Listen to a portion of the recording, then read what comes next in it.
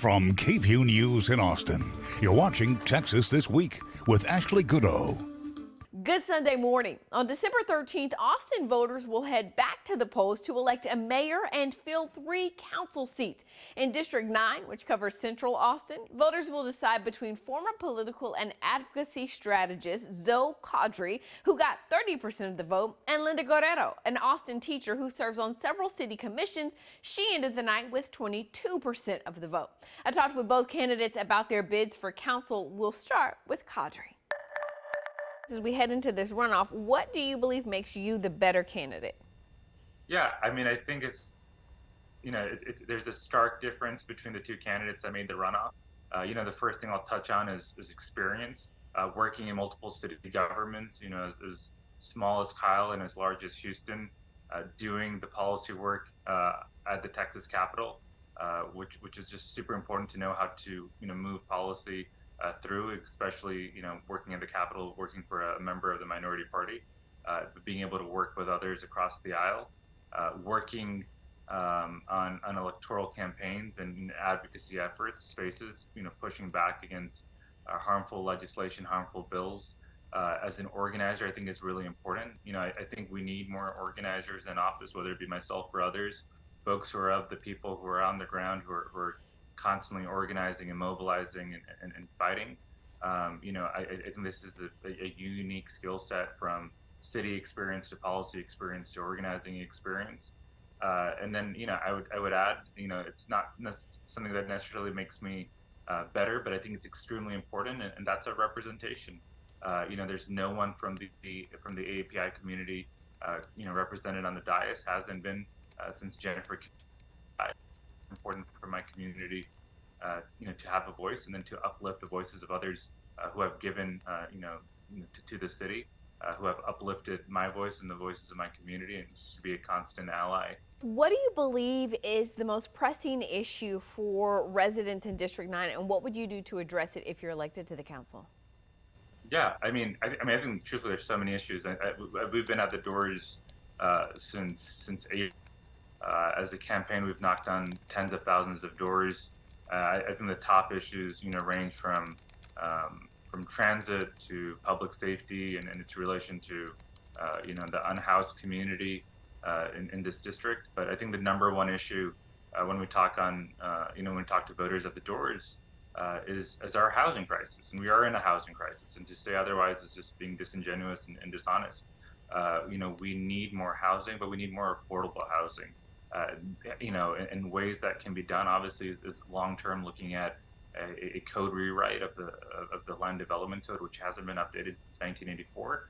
But I think in the interim, looking at things like expediting the permitting process, which that cost adversely affects homeowners and renters. Looking to build more by major transit areas and in our urban parts of the city. To build more and to build more dense, looking at things like building more duplexes and 4plexes and 6plexes, things that we see in neighborhoods like Mueller that work so beautifully, but we can't see that kind of building elsewhere in the city.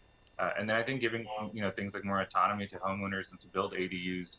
I don't think it's a solution, but it's that final solution. But I do think it takes a lot of the burden off the housing strain and the crisis that we're facing. And when folks have things like ADUs, it helps folks like students, and it helps young professionals, and it helps folks who have lived in the city for so long, and because of the housing crisis have been pushed out. But it still gives them an into the city. So I think there's so much stuff that we can do, in the interim. Building on the VMU2 and affordability unlock programs, that the city has already been set up with.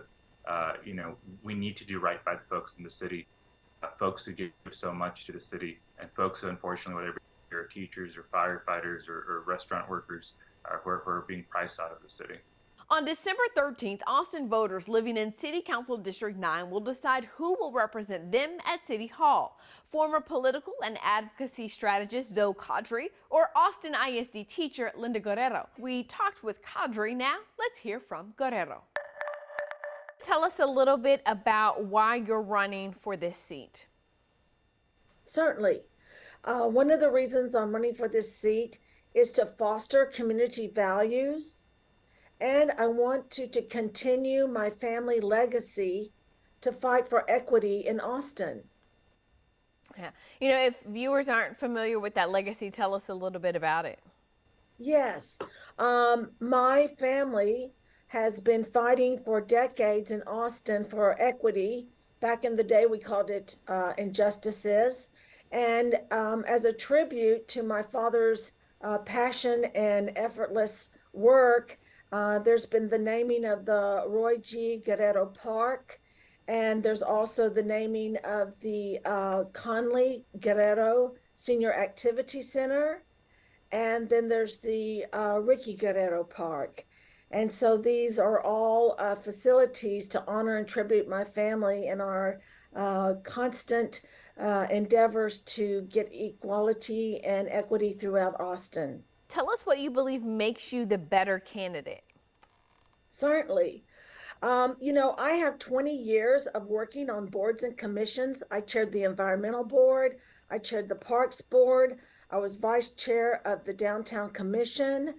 I also have worked on many neighborhood as an executive officer. I've also worked on my neighborhood for years, volunteering my time as I have on my boards and commissions. In addition, I've spearheaded the Parkland Dedication Fee Ordinance when I was on the Parks Board, and the Lake Austin planning that was done, that we could look at the Lake Austin safety issues that no one had looked at when they gave it over to the city. LCR did. LCR sent it to the city around the 50s. And so that's really been part of me looking holistically at the city, as I have worked on hundreds and hundreds of projects. I've looked at budgets when I was on the Bond Oversight Commission, looking at previous budgets that have not quite finished out those projects and trying to ensure transparency and accountability. So those are the many years of experience I have working with the city staff, and stakeholders. Yeah. You know, what do you believe is the most pressing issue for the residents in District 9? I believe affordability bubbles up because, you know, as the city has grown and we have so many people moving in here, we are losing that middle class that once was a huge piece and part of our District 9. And so what will you do to try to work to address affordability?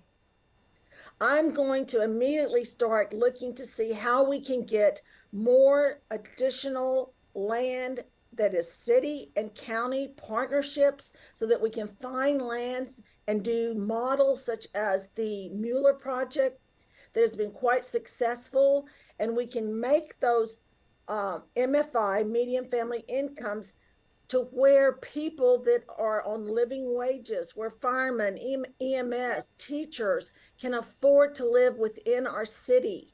And this is very important to me, and I am going to work diligently to ensure that we look at land that we can control the price point of those different rental or purchases. And we can really be able to do this if we do it on city land. You can find more information about both candidates at KVUE.com. Now, in addition to the council runoffs, Austin voters will also decide who will be the next mayor of the city. State Representative Celia Israel and former Austin mayor and former state senator Kurt Watson are headed to a runoff. So, KVUE News will bring you a live televised debate between the candidates on Monday, December 5th at 6 p.m. Election day is Tuesday, December 13th. Early voting runs December 1st through the 9th. That's Texas This Week.